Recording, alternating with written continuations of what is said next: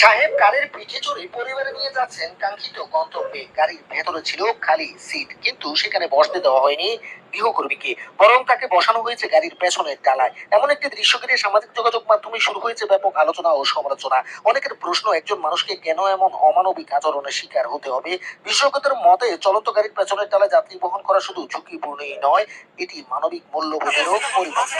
ভিডিওতে দেখা যাচ্ছে মালামালের মতো সংকীর্ণ হয়ে গাড়ির পেছনের ডালায় চলে যাচ্ছেন একজন গৃহকর্মী। গাড়ির সিটে আরো জায়গা ছিল। প্রশ্ন করা হলে আরোহীরা জানান ভুল হয়েছে, এখন তাকে সামনের সিটে নিয়ে আসা হবে।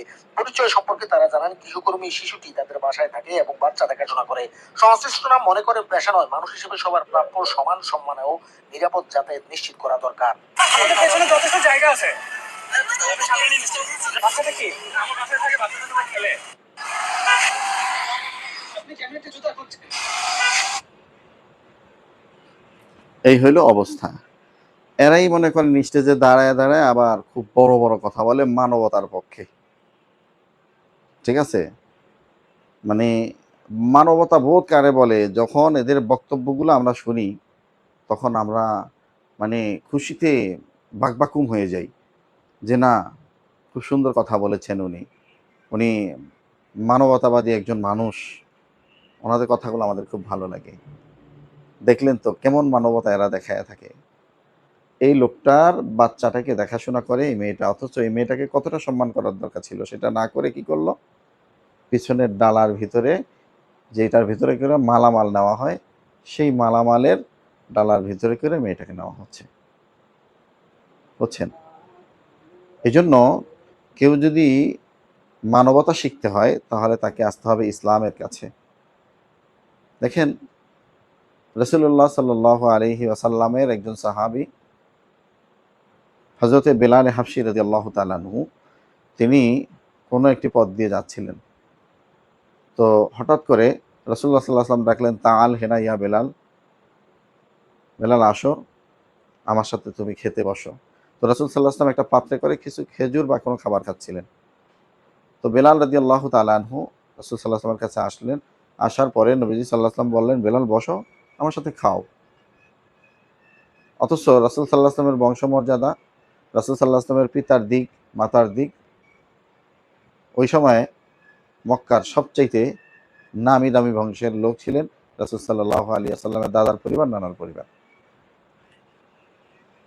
তো দেখেন, আর বেলাল হাবশী রাদিয়াল্লাহু তাআলা আনহু, তার কোনো সম্পদ ছিল না। তিনি একজন গোলামের সন্তান, গোলাম ছিলেন। তাহলে গোলাম, তাকে রাসূল সাল্লাল্লাহু আলাইহি ওয়াসাল্লাম অবজ্ঞা করেন নাই। মানবতা শিখতে হয় রাসূল সাল্লাল্লাহু আলাইহি ওয়াসাল্লামের কাছ থেকে কেমনে? রাসূল সাল্লাল্লাহু আলাইহি ওয়াসাল্লাম বেলাল হাবশী রাদিয়াল্লাহু তাআলা আনহু দেখতে সুন্দর ছিল না, ঠোঁটগুলা মানে ঝুলন্ত ছিল, এবড়ো থেবড়ো চেহারা ছিল, দেখতে তেমন ভালো দেখাচ্ছিল না। সেই বেলালকে সম্মান করে বললেন, বেলাল আমার সাথে খেতে বসো। চিন্তা করা যায়, যাকে সৃষ্টি না করলে আল্লাহ তাআলা আসমান জমিন কোনো কিছু সৃষ্টি করতেন না, সেই বেলালকে বলছেন মুহাম্মদুর রাসূলুল্লাহ সাল্লাল্লাহু আলাইহি ওয়াসাল্লাম। তো বেলাল হাবশী রাদিয়াল্লাহু তাআলা আনহু কি বললেন দেখেন। বেলাল বললেন, ইয়া রাসূলুল্লাহ, ইয়া হাবিবাল্লাহ। কেঁদে দিছেন, ওগো নবীজি, আমি যদি মুসলমান না হইতাম, আমি বুঝতে পারতাম না যে আমিও মানুষ। বলছে, বেলাল কারণ কি? বলছে, ইয়া রাসূলুল্লাহ, আমি জুতা পায়ে দিতে পারতাম না। আমার মনিব জুতা পরতেন, আমাকে জুতা পায়ে দিতে দিতেন না। কারণ হলো, তার কথা হইল, যদি বেলাল জুতা পায়ে দেয়, আমি মনিবও যদি জুতা পায়ে দিই, তাহলে গোলামের সাথে আমার সাথে পার্থক্য থাকে না। আমি গায়ে জামা পরি, আমার গোলামেরও যদি গায়ে জামা থাকে, তাহলে তার মধ্যে আমার মধ্যে কোনো পার্থক্য থাকে না। ইয়া রাসূলুল্লাহ, আমি এতদিন মনে করতাম যে গোলামরা হইল অন্য কোনো প্রাণী আর মনিবরা হইল মানুষ। ইয়া রাসূলুল্লাহ, আপনার দরবারে যদি না আসতাম, আপনার কাছে হাত রেখে, আপনার হাতে হাত রেখে যদি কালেমা পড়ে মুসলমান না হইতাম, আমি বেলাল বুঝতেই পারতাম না যে আমি হলাম মুসলমান, আমি মানুষ। তো মানবতা শিখিয়ে গিয়েছেন মুহাম্মদুর রাসূলুল্লাহ সাল্লাল্লাহু আলাইহি ওয়াসাল্লাম। আজকে সেই ইসলামের কথা যখন আমরা বলি, আমাদের দেশের নেতারা, মন্ত্রী, এমপি, এরা আমাদেরকে একটু সেকেলে ভাবার চেষ্টা করে।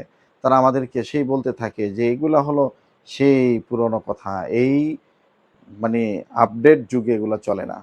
অথচ সেই কালের কথাই সবচাইতে গ্রহণযোগ্য কথা এবং সবচাইতে বিজ্ঞানসম্মত কথা।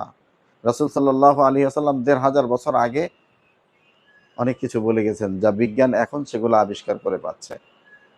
আর মানবতা, সমাজ, ন্যায় বিচার কিভাবে প্রতিষ্ঠা করতে হয় এগুলো একমাত্র ইসলাম শিক্ষা দিয়েছে।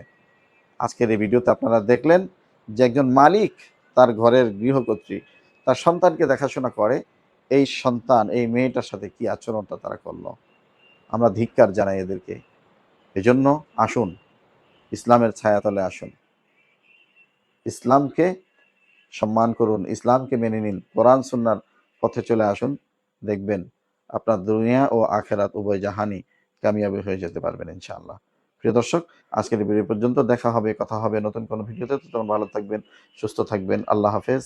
সালামু আলাইকুম ওয়া রাহমাতুল্লাহি ওয়া বারাকাতুহু।